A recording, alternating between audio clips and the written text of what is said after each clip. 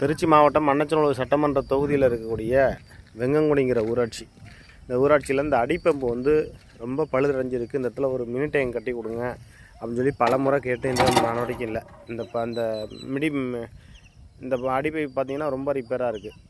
அதுபோக இந்த பகுதியில் ஒரு சாலை அமைக்கணும்னு சொல்லி பல மாதமாக கோரிக்கை வச்சுட்ருக்காங்க வெங்கங்குடி மக்கள். இதுக்கு எந்த விதமான நடவடிக்கையும் இல்லை. இந்த மேலே போகிற மின் கம்பங்கள் தான் உயர் ரக மின் அழுத்தம் கம்பி கொண்டது.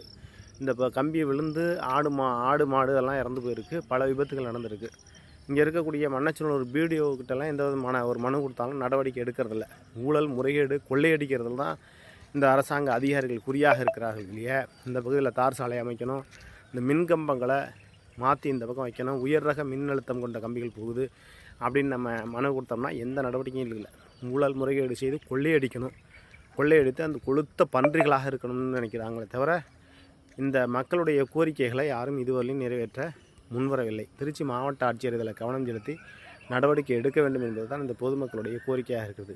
பொதுமக்களுடைய கோரிக்கையை இந்த அரசாங்கம் செய்யுமா அல்லது இந்த மக்கள் இன்னும் வேதனை அடைய வேண்டும், இன்னும் ஏதாவது விபத்து ஏற்பட்டு செத்தாலும் பரவாயில்லை என்று நினைக்கிறார்களா என்பது தெரியவில்லை.